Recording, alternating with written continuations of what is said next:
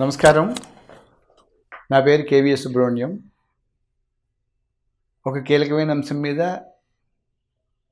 ఒక పాత్రికేయుడి అభిప్రాయం తెలుసుకోవడం కోసం నేను ఈ వీడియో చేస్తున్నాను. 18 ఏళ్ల క్రితం ఏర్పడిన జవహర్లాల్ నెహ్రూ జర్నలిస్ట్ హౌసింగ్ సొసైటీకి సంబంధించిన ఎన్నికలు వచ్చే నెల 1వ తారీఖున అంటే మార్చి 1వ తారీఖున జరగబోతున్నాయి. ఈ ఎన్నికల్లో టీమ్ జీఎన్జే అభ్యర్థిగా సాగర్ కుమార్ గారు ఎన్నికయ్యారు. ఆయన పోటీ నేపథ్యంలో టీమ్ జేఎన్జే 18 ఏళ్లుగా సాధించలేని స్థలాలని సాధించడానికి ఆయనకున్న పరిజ్ఞానం, ఆయనకున్న పరిచయాలు, ఆయనకున్న న్యాయ విజ్ఞానం వీటిని ప్రోధి చేసి ఆయన ఎట్లా తన కార్యాన్ని సాధించబోతున్నారో అడగడం కోసం నేను ఇప్పుడు ఆయన సంప్రదించాను.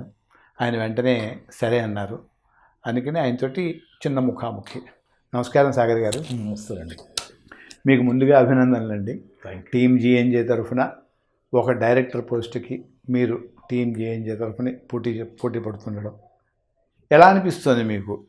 మొట్టమొదటిగా ఈ పోటీకి దిగడం అనేది మీకు ఎలా అనిపిస్తుంది? ఇది 2006లో బిగిన్ అయింది సార్. ఇది వైఎస్ చీఫ్ మినిస్టర్గా ఉన్నప్పుడు అప్పుడు ఉన్నాను.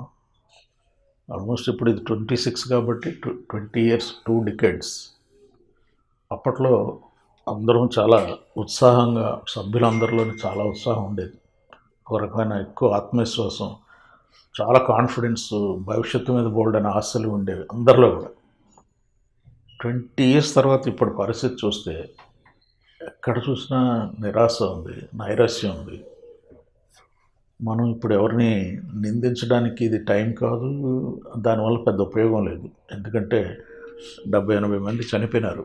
ఆ కుటుంబాలు చాలా అన్యాయమైన పరిస్థితుల్లో ఉన్నాయి, చాలా పేదరికంలో ఉన్నారు. పోనీ పని చేస్తున్న వాళ్ళు, ఇంకా బతికున్న సభ్యులు కానీ, రిటైర్ అయిన వాళ్ళు కానీ, ఇంకా పని చేస్తున్న వాళ్ళు కానీ, వాళ్ళు ఏమైనా గొప్పగా ఉన్నారంటే వాళ్ళ పరిస్థితి కూడా గొప్పగా ఏం లేదు. జర్నలిస్ట్ జీవితాలకు టెన్షన్లే తప్ప పెన్షన్లు ఉండవు.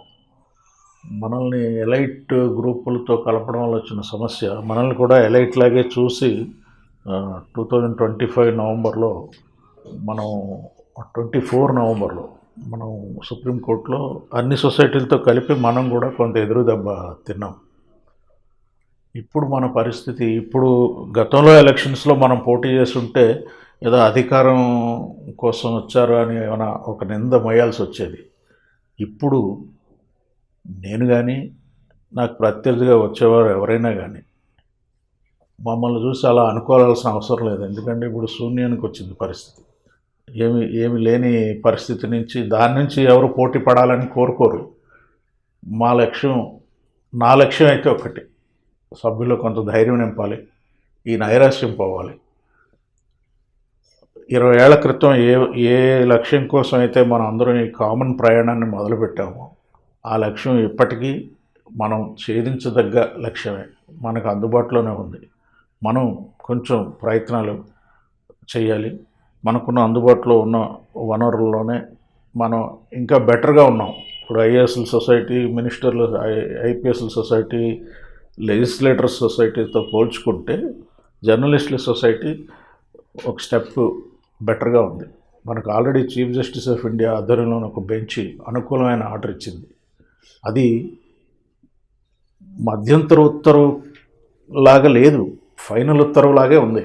మధ్యంతర ఉత్తర్వులు ఎప్పుడూ కూడా ఇదిగో టెంపరీగా మేము మీకు రిలీఫ్ ఇస్తున్నాము, మీరు దీని నుంచి వచ్చే ఏ బెనిఫిట్స్ని కూడా ఫైనల్గా ఇది మొత్తం మాకే అని అడగడానికి వీల్లేదు. ఒకవేళ ఫైనల్ జడ్జిమెంట్ మీకు వ్యతిరేకంగా వస్తే ఇప్పుడు వచ్చిన బెనిఫిట్స్ మీరు కోరడానికి వీల్లేదు, ఇవన్నీ వదులుకోవాల్సి వస్తుంది అని ఒక కండిషన్ ఉంటుంది మధ్యంతర ఉత్తర్వుల్లో ఎప్పుడైనా. కానీ 2022 ఆగస్టులో జస్టిస్ ఎన్వి రమణ గారు, చీఫ్ జస్టిస్ ఆఫ్ ఇండియా, ఆయన ఆధ్వర్యంలోని ఒక త్రిసభ్య ధర్మాసనం ఇచ్చిన ఉత్తర్వుల్లో అలాంటి టెంపరీ నేచర్ ఉన్న డైరెక్షన్ ఏమీ లేదు. అది కంప్లీట్ ఫైనల్ నేచర్ ఉన్న ఉత్తర్వే అది. మీరు ఈ భూములు స్వాధీనం చేసుకోండి, డెవలప్ చేసుకోండి, ఇళ్ళు కట్టుకోండి అని అన్నారు తప్పితే ఫైనల్ జడ్జిమెంట్ మీకు వ్యతిరేకంగా వస్తే ఇవన్నీ మీరు వదులుకోవాల్సి వస్తుంది అని అనలేదు. నిజానికి మనం అప్పుడు ఏ బిల్డర్కో ఇచ్చుంటే డెవలప్మెంట్కో లేకపోతే ఏదైనా. నిజానికి అప్పుడు మనం స్వాధీనం చేసుకొని బ్యాంక్ లోన్లు తెచ్చుకొని ఉంటే, మనం పంచుకొని బ్యాంక్ లోన్లు తెచ్చుకొని ఉంటే ఇప్పుడు సుప్రీంకోర్టుకి వెళ్ళాల్సిన పరిస్థితిలో బ్యాంకర్లు ఉండేవారు, మనం కాదు. లేదా బిల్డర్కి ఇచ్చుంటే ఇప్పుడు కోర్టు మెట్లు ఎక్కాల్సిన పరిస్థితిలో ఆ బిల్డర్ ఉండేవాడు. ఎందుకంటే అది ఫైనల్ నేచర్. ఆర్డర్కు ఉన్న నేచర్ ఎలా ఉందంటే అది ఫైనల్ నేచర్ ఉన్న ఆర్డర్ ఇచ్చాక ఆ ఆర్డర్ని మనం ఏదో రూపంలో ఇంప్లిమెంటేషన్లో పెట్టుంటే, థర్డ్ పార్టీ ఇంట్రెస్ట్లు మనం క్రియేట్ చేసి ఉంటే వాళ్ళకి ఇప్పుడు దెబ్బ తగిలేదు. వాళ్ళు వెళ్ళి అడిగి ఉండేవారు సుప్రీంకోర్టులో. నాకు ఒక చిన్న అనుమానం ఉంది. ఇప్పుడు ఈ 20 ఏళ్ళలో మనకి ఇలాంటి అవకాశాలు ఎన్ని వచ్చాయి? 20 ఏళ్లలో ఒక 2 సార్లు వచ్చేసారు. మొదటిసారి 2011 హైకోర్టు ఇచ్చినట్టు.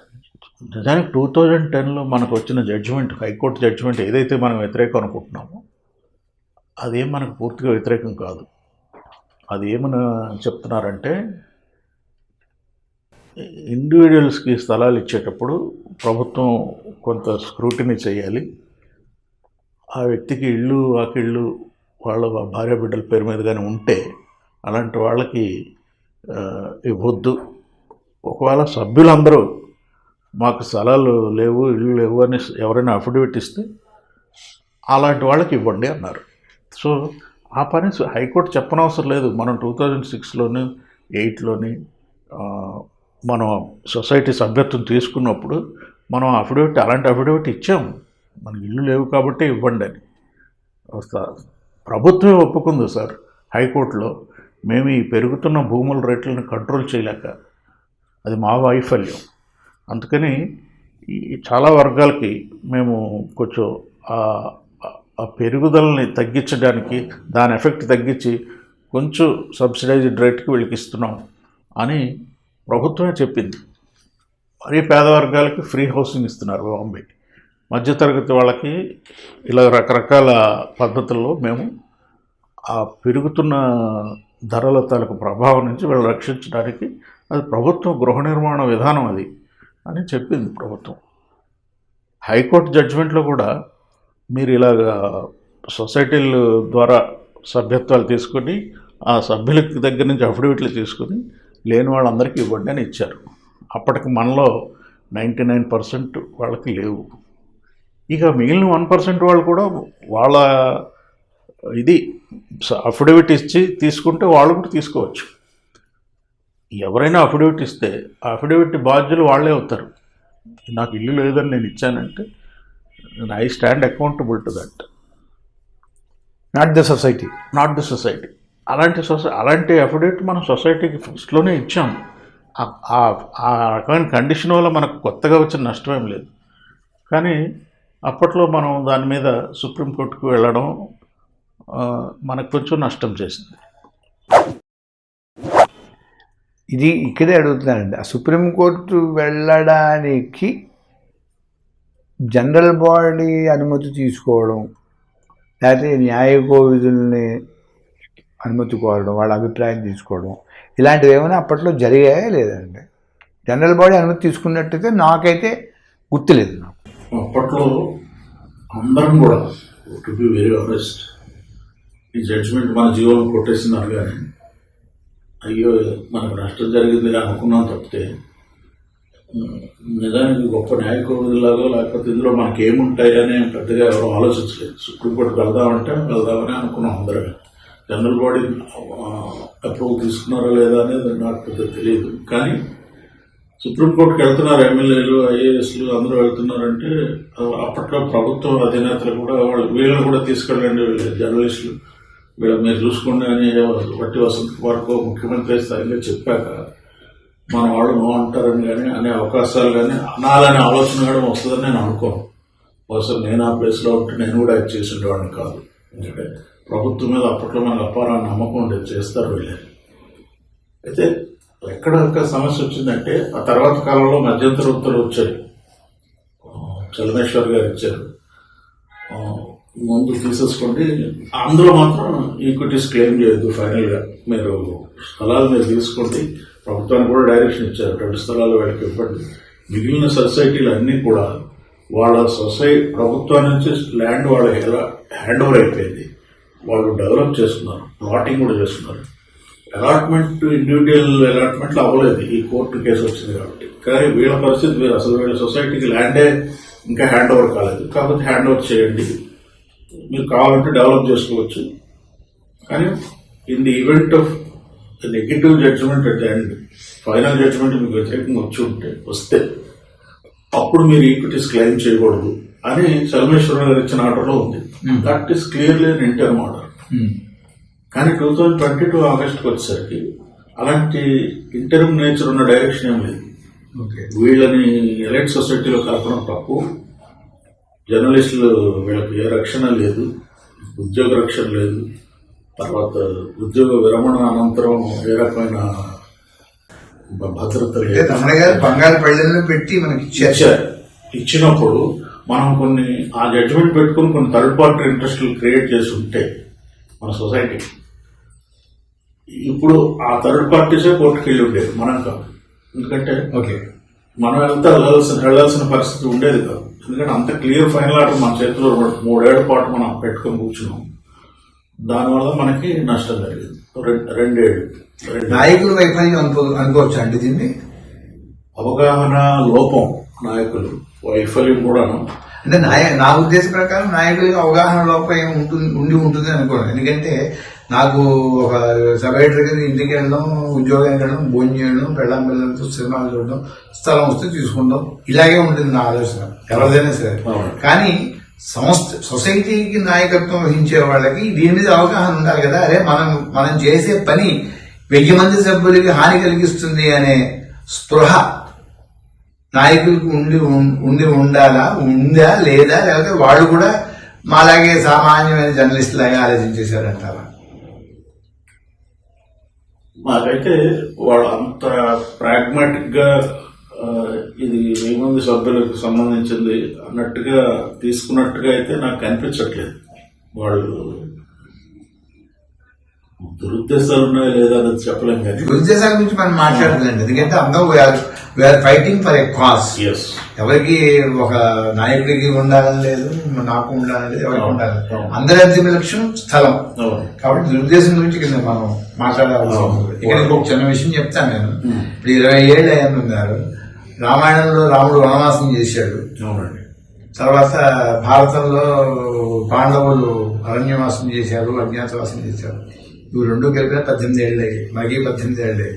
ఇప్పటికైనా మన అజ్ఞాతవాసం చివరిలో ఉన్నట్టు మనం లెక్క. కనీసం ఇప్పటికైనా దీని గురించి ఒక అవగాహన వస్తుందేమో.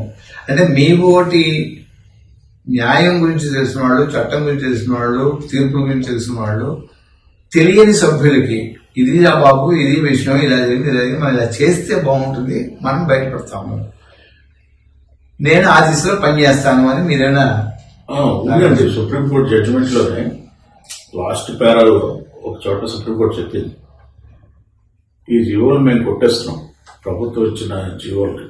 ఒకసారి ఇల్లు ఉన్న వాళ్ళకి కూడా మళ్ళీ ఇస్తామని చెప్పారు. అందులోని అలా ఉన్న వాళ్ళకి ఇవ్వడానికి లేదు. మేము కొన్ని మార్గదర్శకాలు ఇచ్చాం. ఈ ప్రభుత్వం కనుక ఇటుపైన ఈ భూమి ఎలా కావాలంటే అలా వాడుకోవచ్చు ప్రభుత్వాన్ని, తనకు నచ్చిన పద్ధతులు. అయితే అప్పుడు మాత్రం ఈ మార్గదర్శకాలకు అనుగుణంగానే ఉండాలి అని చెప్పారు. మనం సీఎం గారు అడిగారని చెప్పి ఒక లీగల్ ఒపీనియన్ తీసుకోమన్నారు ఒక సీనియర్ అడ్వకేట్ దగ్గర, అంటే వేదుల వెంకటరమణ గారు. మనం అప్పుడు కొంతమంది ఈ అఫీషియల్ డైరెక్టర్స్తోనే మేము వెళ్ళాము, ఆ ఒపీనియన్ తీసుకున్నాం. ఆ ఒపీనియన్లో ఆయన చెప్పింది అదే, అన్ని వర్గాల ప్రజల్ని సమానంగా చూడాలి, ఒకరిని ఎక్కువ సమానంగా చూడడానికి వీల్లేదు. అలా చూస్తే article 14 equality before law effect అవుతుంది అనేది సుప్రీంకోర్టు చెప్పింది. ఒకవేళ అలా ఎఫెక్ట్ అయిందన్నదే నిజమైంది. అప్పట్లో ఎంత మార్కెట్ రేట్ ఉందో అంతే మార్కెట్ రేట్ మనకు ప్రత్యేకించి వేరేగా ఫేవర్ చేయని అవసరం లేదు. ఎవరు ఆర్టికల్ 14 దెబ్బ కొట్టి మనకి ఇవ్వనవసరం లేదు. అప్పట్లో ఎంత రేటు ఉందో మార్కెట్ రేటు అంతే రేటు డిఫరెన్స్ వసూలు చేసి మన నుంచి వసూలు చేయొచ్చు. అప్పుడు ఎవరు ఆర్టికల్ 14 మనం చేయలేదు. అలా కాకుండా సుప్రీంకోర్టు 20 ఏళ్ల తర్వాత ఇప్పుడు ఆ డబ్బులు వీళ్ళకి వెనక్కి ఆర్బీఐ వడ్డీతో ఇవ్వండి అంటే అది ఖచ్చితంగా మన ఆర్టికల్ 14కి దెబ్బ. సుప్రీంకోర్టు ఎవరు ఆర్టికల్ 14ని దెబ్బ తీయకూడదు. వాళ్ళ ఆర్టికల్ ఇతర అసలు కోర్టు ముందుకు రాని వేరే సమూహాల ఆర్టికల్ 14 ఎఫెక్ట్ అవుతుందని చెప్పావు.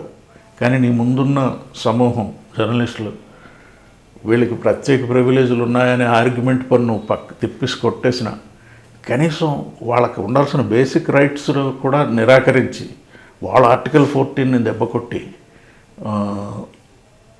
ఇవ్వడం మాత్రం అన్ఫెయిర్ అని మన తరఫున క్యూరేటివ్ పిటిషన్ వేసిన సిద్ధార్థ లూత్రా అనే సీనియర్ అడ్వకేట్ సుప్రీంకోర్టు ఈ విషయంలో తప్పు చేసింది అని ఆయన ఇచ్చిన ఒపీనియన్లో, సుప్రీంకోర్టుకే ఇచ్చిన ఒపీనియన్లో రాశారు.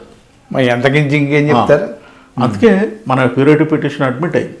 కనీసం దాన్ని ఓకే లేకపోతే తీసుకోరు, వింటారు. అది డెసిషన్ వేరే ఉండొచ్చు, లేకపోతే ఎప్పుడో డెసిషన్ రావచ్చు. దాంతో సంబంధం లేకుండా కూడా ఈ లీగల్ ఒపీనియన్ ప్రకారం కూడా రాష్ట్ర ప్రభుత్వం మనకి సహాయం చేయొచ్చు. సుప్రీంకోర్టు తప్పు చేసిందని చెప్పే లాయర్ ఎవరున్నారండి ఈ రోజుల్లో? సుప్రీంకోర్టు సీనియర్ అడ్వకేట్స్ ఉన్నారండి. వాళ్ళు ఆ ఒపీనియన్లో రాశారు. వేదుల వెంకటరమణ గారి ఒపీనియన్ ఏమంటే అప్పటి మార్కెట్ రేటు వసూలు చేయొచ్చు, హైకోర్టు సుప్రీంకోర్టు చెప్పిన మార్గదర్శకాలకు అనుగుణంగానే ఈ జవహర్లాల్ నెహ్రూ జర్నలిస్ట్ సొసైటీ సభ్యులకి పేట్ బషీరాబాద్ నిజాంపేట స్థలాల్ని ఈ మార్గదర్శకాల ప్రకారం ఇవ్వచ్చు.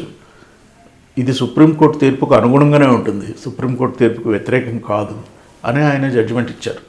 నిజానికి మనం విషాదం ఏంటంటే ఇప్పుడు మనం తెస్తున్న ప్రతి లీగల్ ఒపీనియన్ వేదుల వెంకటరమణతో సహా ఇంకా ఏ పెద్ద లీగల్ పండిట్ల ఒపీనియన్ తీసుకున్నా వాళ్ళ ఒపీనియన్స్ అన్నీ కూడా they are nothing but sum and substance of 2010 judgement of the AP high court.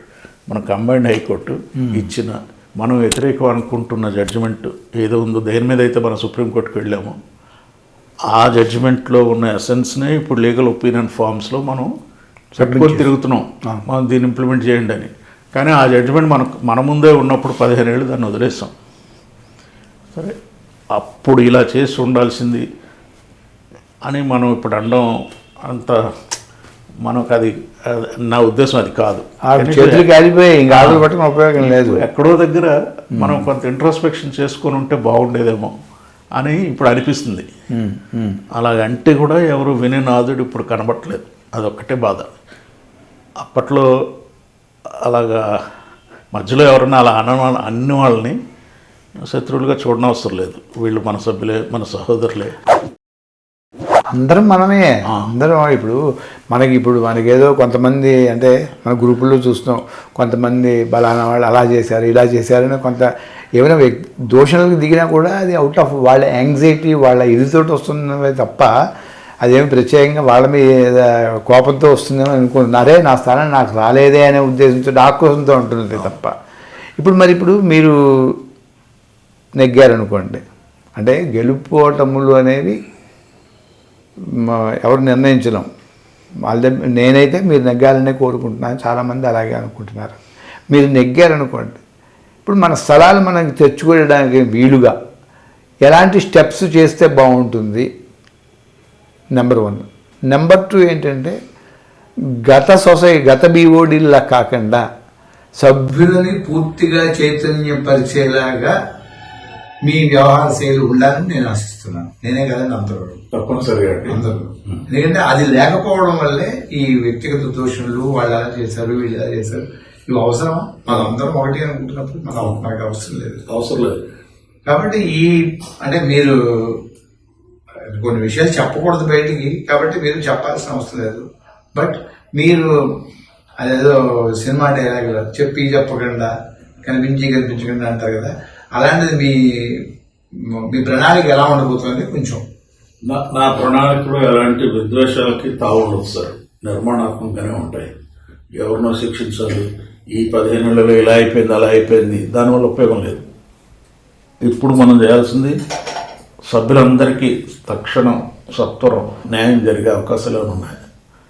ఈ ఉన్న స్థలాన్ని వినియోగించుకొని మన వాళ్ళకి న్యాయం జరగడానికి వీలుగా ప్రభుత్వం నుంచి మనం సహాయం పొందగలమా, సుప్రీంకోర్టు నుంచి కూడా ఏమైనా తక్షణం మనం తొందరగా ఏమైనా న్యాయం వచ్చే అవకాశం ఉందా, ఈ రెండు ఒకదాని తర్వాత ఒకటి కానీ లేకపోతే ఒకదాన్ని పక్కన పెట్టి ఒకటి కానీ పర్సూ చేసి తొందరగా ఏమైనా వచ్చే అవకాశాలు ఉన్నాయా?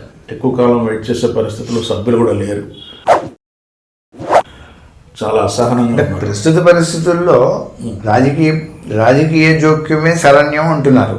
ఉన్నాయి రాజకీయ జోక్యం శరణ్యం, ముఖ్యమంత్రి గారు తప్ప ఎవరు చేయలేరనే ఒక ఇది ఉంది. ముఖ్యమంత్రి గారు తలుచుకుంటే ఖచ్చితంగా మనకి న్యాయం చేయగలుగుతారు. దానికి మనం ఎలా ప్రొసీడ్ అవ్వాలి? న్యాయం చేయాలంటే ఆయనకి ఇది చేయడం సుప్రీంకోర్టు తీర్పుకి వ్యతిరేకం కాదు. సుప్రీంకోర్టే తన తీర్పులో ఇలాంటి మార్గాలు కొన్ని వదిలింది. ఆ వదిలిన మార్గాల ప్రకారం ఈ సలహాలు ఈ ఫ్రేమ్వర్క్ ఒక సీనియర్ అడ్వకేట్ ఇచ్చారు. దీని ప్రకారం చేసే అవకాశాలు ఉన్నాయి. కైండ్లీ కన్సిడర్ దీన్ని కన్సిడర్ చేయండి, పరిశీలించండి అని చెప్పొచ్చు. First thing. Second thing, AG గారి ఒపీనియన్ అది మనం అడిగాము, ఆయన వద్దన్నారు అనే కొంత ప్రచారం నడుస్తుంది. ఏజీ గారి దగ్గరికి రమణరావు గారు కానీ అశోక్ రెడ్డి గారు కానీ రాలేదండి. ఎప్పుడు నేను అడిగినప్పుడు ఒకసారి అడ్వకేట్ జనరల్ సుదర్శన్ రెడ్డి గారు ప్రభుత్వం నుంచి అలాంటి సలహా కావాలని ఇప్పటిదాకా నాకు ఎలాంటి అభ్యర్థన రాలేదు. అడగందే అమ్మాయినే పెట్టదని చెప్పి అంటారు కదా. ఇంతకు మించి ప్రత్యక్ష ఉదాహరణ ఏమీ లేదు, రాలేదని చెప్పారు. ఇక ఆయన ప్రశ్న చేశాక వస్తే ఏం చేస్తుంటారు, ఇవన్నీ హైపోథెటికల్ క్వశ్చన్స్, వాటికి మనం వెళ్ళనవసరం లేదు. ప్రభుత్వం కావాలనుకున్నప్పుడు ఖచ్చితంగా అడుగుతుంది. ప్రభుత్వం అడిగినప్పుడు ఏ అడ్వకేట్ జనరల్ అయినా ఖచ్చితంగా ఇచ్చి తీరాలి. కొన్నిసార్లు అయితే ప్రభుత్వం ఎలా కావాలనుకుంటే అలా ఇస్తారు. అంటే ప్రభుత్వం అంత సంకల్పం తీవ్రంగా ఉంటే ఒపీనియన్ త్వరగా తెప్పించుకునే అవకాశాలు కూడా ఉన్నాయి. ఇప్పటిదాకా అయితే ప్రభుత్వం తనను అడగలేదని ఆయన చెప్పారు. ఆ ప్రభుత్వం అడగాలి అంటే ఏం చేయాలో మీరు ఆలోచిస్తారు. నేను ఇది జరిగి కూడా కొన్ని నెలల టైం అయిపోయింది. ఈ మధ్యన అడిగిందేమో తెలియదు. అటు ప్రభుత్వం దగ్గర, ఇటు అడ్వకేట్ జనరల్ దగ్గర, సుప్రీంకోర్టు సీనియర్ అడ్వకేట్స్ దగ్గర మనం దాన్ని సైమల్టేనియస్గా పర్సూ చేయాలి. అలాంటి ప్రయత్నాలు చేద్దామనే ఉద్దేశంతోనే వచ్చాను. ఎవరి మీద ద్వేషం కానీ ఎవరి మీద కుప్పం కానీ లేదు. మీరు డైరెక్టర్గా ఎన్నికైతే మీ ప్రథమ ప్రాధాన్యం స్థలాల మీద మన సొసైటీకి, తద్వారా మన సభ్యులకి హక్కు సంపాదించడమే నా ముందున్న ఏకైక లక్ష్యం. దానికోసమే నేను అందరితో కలిసి పనిచేస్తాను. ఈ 15 ఏళ్ళు ఇంతకాలం సొసైటీ కోసం పనిచేసిన వాళ్ళ సలహాలు అవి కూడా తీసుకునే మనం ముందుకు వెళ్తాం. ఎవరి మీద ప్రత్యేకించే వ్యతిరేకత కానీ అలాంటిది ఏం పెట్టుకోదలుచుకోలేదు. మీకు అభ్యంతరం లేకపోతే చెప్పండి. ఎన్నికల సమయంలో ఇలాంటి క్వశ్చన్ అడగడం కరెక్టో కాదో నాకు తెలియదు. 2 లక్షలు కొంతమంది డబ్బులు కట్టారు. 2 లక్షలు కట్టని వాళ్ళు డబ్బులు కట్టని వాళ్ళు ఉన్నారు. 2 లక్షలు డబ్బులు కట్టని వాళ్ళకు కూడా ఓటు హక్కు ఉంది. మరి చనిపోయిన కుటుంబ సభ్యులకి ఎందుకు ఓటు హక్కు ఉండట్లేదు? అది ఇచ్చే అవకాశం ఉందా? అది అవకాశం ఉందా లేదా? అది మన మిత్రులతోనే నేను డిస్కస్ చేస్తే వాళ్ళు ఏమంటారంటే మనం బైలాస్లో ఈ వారసులకి ఓటు హక్కు ఇవ్వాలి వద్దా అనే దాని మీద క్లారిటీ లేదు అని అన్నారు. ఎందుకు లేదు? మనం పెట్టుకోవచ్చు కదా, బైలాస్ మనమే కదా, ఇవ్వాలి అనుకుంటే ఇవ్వచ్చు. మీరు ఆ దిశగా మీరు చొరవ చూపిస్తారు? ఖచ్చితంగా చేస్తారు. First thing. Second thing, already సభ్యులుగా ఉన్నవాళ్ళు, ఓటు హక్కు ఉన్నవాళ్ళు, 2 లక్షలు కట్టిన వాళ్ళు ఉన్నారన్నారు కదా, వాళ్ళ విషయంలో వాళ్ళకి కూడా ఎటువంటి అభద్రత లేకుండా వాళ్ళు ఈ సొసైటీలో ఫుల్ ఫ్లెడ్జ్డ్ సభ్యులే. వాళ్ళకి స్థలాలు వచ్చినప్పుడు అందరితో పాటు వాళ్ళు కూడా తీసుకునేలాగా మనం ప్రయత్నాలు చేద్దాం. But at the same time 15 ఏళ్ల క్రితం 2 లక్షలు కట్టిన వాళ్ళు ఇప్పటిదాకా కట్టకుండా ఉన్నవాళ్ళు ఒకేలా చూడడానికి వీలేదు. కాబట్టి ఆర్థికంగా వాళ్ళు కొంత సొసైటీని సపోర్ట్ చేయడానికి సిద్ధంగా ఉంటాయి.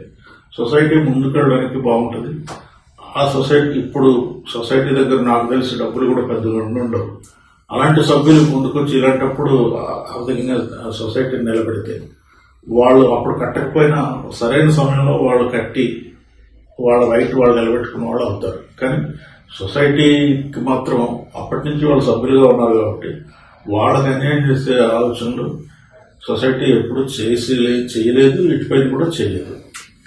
సొసైటీ సభ్యులకి ఎక్కడ అన్యాయం చేయదని మీరు అంటున్నారు కాబట్టి నేను మూడో పాయింట్ ఏమడుగుతున్నానంటే, ఒక సొసైటీ అంటే దాంట్లో సభ్యులు ఉంటారు, సభ్యుల్లో పెద్దవాళ్ళు ఉంటారు, చిన్నవాళ్ళు ఉంటారు, ఆరోగ్యాలు ఉంటాయి, అనారోగ్యాలు ఉంటాయి, చాలా ఉంటాయి. నేను ఒక 2-3 ఏళ్ల క్రితం ఒక డైరెక్టర్ గారిని అడిగాను, ఏమంటే 1100 మంది సభ్యులు అనధికారికంగా వెళ్ళి 1100 మంది సభ్యులు ఉన్నాం. తరచూ ఎవరో ఒకరు ఫోన్ చేస్తారు, సార్ నాకు అలా ఉంది, ఇలా ఉంది, కొంచెం ఏదైనా సాయం చేయండి, ఆరోగ్యం బాగాలేదంటారు. ఇలాంటి పరిస్థితి మన సొసైటీలో ఉంచుకుని మనం ఏదో రేకుల షెడ్లు వేసుకోవడానికో మరో దగ్గర మనం డబ్బులు ఖర్చు పెడుతున్నాం. ఇలా ఒక ఆరోగ్యం కోసం ఉన్నాము అనే వాళ్ళకి సాయం చేయాలి అనే ఆలోచన సొసైటీ బోర్డ్ ఆఫ్ డైరెక్టర్స్కి రావాలి. కానీ ఇప్పుడు నేను మిమ్మల్ని అడుగుతుంది ఏంటంటే, మీరు నెగ్గిన తర్వాత సొసైటీ సభ్యులకి ఏదైనా ఒక గ్రూప్ ఇన్సూరెన్స్ తీసుకొచ్చే అవకాశం గురించి ఏమైనా ఆలోచిస్తారా మీరు? నిజానికి ఈ ఆలోచన రమణరావు గారు కొన్ని ఏళ్ల క్రితం చేశారంటే, దాని పాపం ఎవరు చనిపోయినా ఎవరు కష్టాల్లో ఉన్నా ప్రతి వాళ్ళ ఇంటికి ఆయన వెళ్తారు. ఆయన సొంత డబ్బులు ఖర్చు పెట్టుకొని వెళ్ళి వస్తారండి. ఇలా కాదు అంటే కొన్నిసార్లు గ్రూప్లో ఆయన పిలుపు కూడా ఇచ్చేవారు, కొంతమంది కంట్రిబ్యూట్ కూడా చేసేవాడు. ఇలా కాకుండా దీనికి ఒక స్ట్రక్చర్ ఉండాలి, ఒక నిర్మాణాత్మక ఒక స్కీమ్ ఉండాలని ఆయన గతంలో చెప్పారు.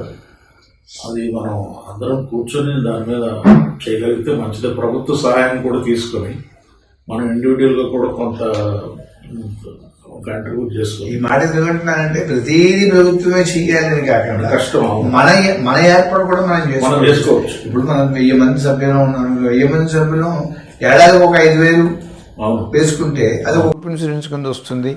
దాంతో కొంతమంది సభ్యులకి ఆర్థికంగా అంటే ఆరోగ్యపరంగా ఆర్థిక ఇబ్బందులు తొలగడానికి కారణం ఇది.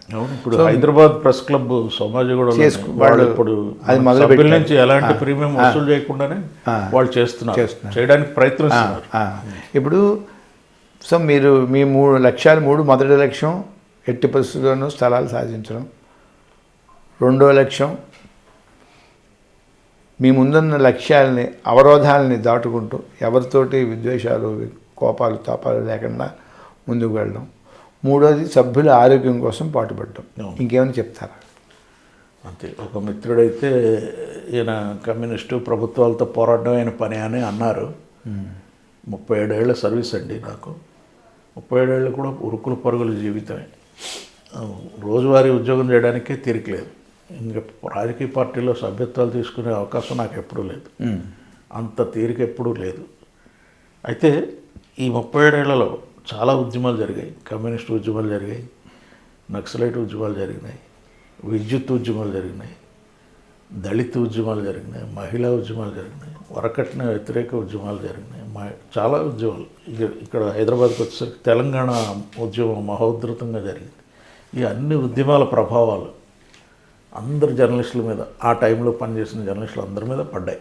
అలాగే నా మీద కూడా పడి ఉండొచ్చు. ఆ ప్రభావాలు ఉండడమే తప్పితే ఎప్పుడైనా ఆ కాలమాన పరిస్థితి వ్యక్తిగత ఎజెండాలు లేవు. వ్యక్తిగత ఎజెండాలు కానీ సభ్యత్వాలు కానీ మనకు ఎప్పుడూ లేవు. ఈ క్లారిటీ ఇవాళ అనిపించింది, అంతే. మంచి సంతోషం అండి. Thank you. ఎందుకంటే మనం ఒక కామన్ కాజ్ కోసం పనిచేస్తున్నప్పుడు ఆ కాజ్ మీద మన దృష్టి ఉండాలి. ఇది ఎందుకు రావట్లేదు అనే దాని మీద దృష్టి ఉండాలి, అంతే. మీలో నాకు ఇది కనిపిస్తుంది. చివరిగా మీకు ఓటు వేయమని మన సభ్యులకి విజ్ఞప్తి చేయండి. సభ్యులందరికీ మనం ఇంతకాలం చాలా సంతోషంగా బిగినాయి, మధ్యలో కొంత కష్టాలు, కొంత ఆవేదనతో ఎదురు చూసి ఇప్పుడు ఈ స్థితికి వచ్చాము. మనం అంతిమ లక్ష్యాన్ని చేరుకోవడానికి రమణరావు గారు, మన టీం జేఎన్జే మిత్ర బృందం అంతా నిర్ణయించారు నన్ను నిలబడమని. వాళ్ళ ప్రేమకు నేను బందీని, నేను నిలబడాలని నిర్ణయించుకున్నాను. రమణరావు గారిని నేను ఈ 3 ఏళ్లలో చూస్తున్నాను, చాలా కాలం చూస్తున్నాను. పాప ఆయన ఎప్పుడు ప్రశ్నే ఆసరాగా చేసుకొని ఇంతవరకు తీసుకొచ్చారు. ఆయన సంధించిన ప్రశ్నలే ఒక ఉద్యమ రూపం తీసుకుని టీం జేఎన్జేకి ఒక నిర్మాణాత్మకమైన శక్తిగా దాన్ని రూపొందించాయి. ఆయన నాయకత్వాన్ని నేను నమ్మాను. మీరందరూ కూడా ఆయన నాయకత్వంలో వస్తున్న నన్ను బలపరచమని, మన లక్ష్యం దిశగా వెళ్ళడానికి కలిసి రమ్మని నేను కోరుతున్నాను. Thank you all.